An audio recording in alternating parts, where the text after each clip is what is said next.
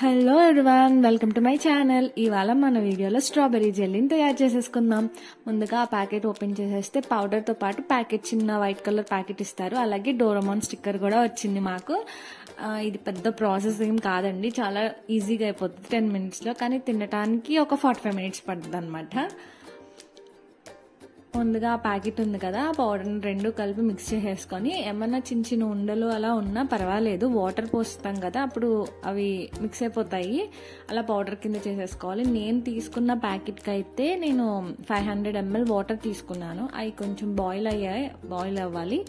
అయ్యాక ఆ పౌడర్లో కలిపేయాలన్నమాట.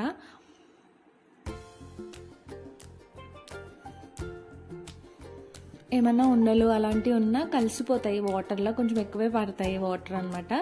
అలా ఉంటుంది కదా, కలిపేసుకోవడమే. కలిపేసుకొని ఒక ప్లేట్ పెట్టి క్లోజ్ చేసేయండి. నార్మల్ రూమ్ టెంపరేచర్లో పెడితే సరిపోతుంది, రిఫ్రిజిరేటర్ అయితే అక్కర్లేదు.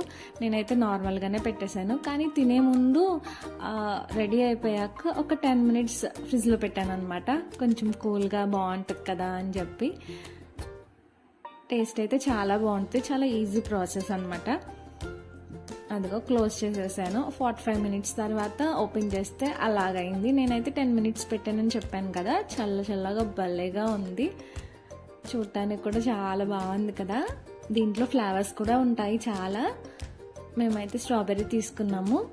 మంచి చూసారా, పీసెస్ కట్ చేయకుండానే తినేస్తుంది. ఈ వీడియో మీకు నచ్చిందా? ప్లీజ్ లైక్, షేర్, సబ్స్క్రైబ్ అండి.